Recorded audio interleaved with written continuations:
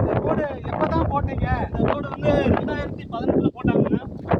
ஏன் இவ்வளோ மோசமாக இருக்குது? அது யாருமே ஸ்டெப் எடுக்கலையா? ஸ்டெப்ஸ் வந்து ஊர்க்காரங்க வந்து மனுலாம் கொடுத்துருக்காங்க. திருச்சி கலெக்டர் ஆஃபீஸ்லலாம் மனு கொடுத்தாங்க மாமா. அவங்களும் 10 பேரை கூட்டு போய் மனு போட்டாங்க. ஒரு கிட்டத்தட்ட போன ஆட்சி காலத்தில் வந்து 10 தடவை கலெக்டர் ஆஃபீஸ் போயிருக்காங்க. ஆனால் எந்த விதமான ஆக்ஷனும் எடுக்கல. அவங்க பதில் மட்டும்தான் கொடுத்தாங்க. பதில் கொடுத்தாங்கன்னா அப்போ ரோடு போடுறதுக்கு முயற்சி பண்ணலையா? முயற்சி எதுவுமே யாரும் முயற்சி வந்து பண்ணவே இல்லைங்க. கடந்த திமுக ஆட்சி காலத்தில் வந்து எதுவுமே பண்ணலைங்க. அப்போ இந்த ரோடு இவ்வளோ மோசமாக இருக்குது.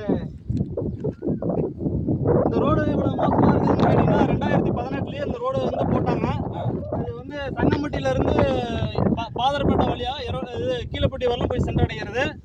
அதில் வந்து பார்த்தீங்கன்னா இந்த ரோடோடைய இது வந்து 3.81 கிலோமீட்டரு. அப்படி இருக்கும்போது நானும் வந்து என்னென்னா, சரி மக்கள் பிரச்சனையை வந்து நம்ம ஒரு சமூக ஆர்வலராக இருக்கிறதுனால மக்கள் பிரச்சனையை வந்து நான் வந்து சிஎம் செல்லுக்கு நான் அனுப்பியிருக்கேன். ஆன்லைன்லையும் போட்டிருக்கேன். எல்லாரும் பதில் மட்டும் தான் கொடுத்துட்டு இருக்காங்க தவிர எந்த விதமான நடவடிக்கையும் எடுக்கலைங்க. இது எங்களுக்கு எதுவும் நிதி வரல அப்படின்னு சொல்கிறாங்க. சரி, எப்போ தான் போடுவாங்க?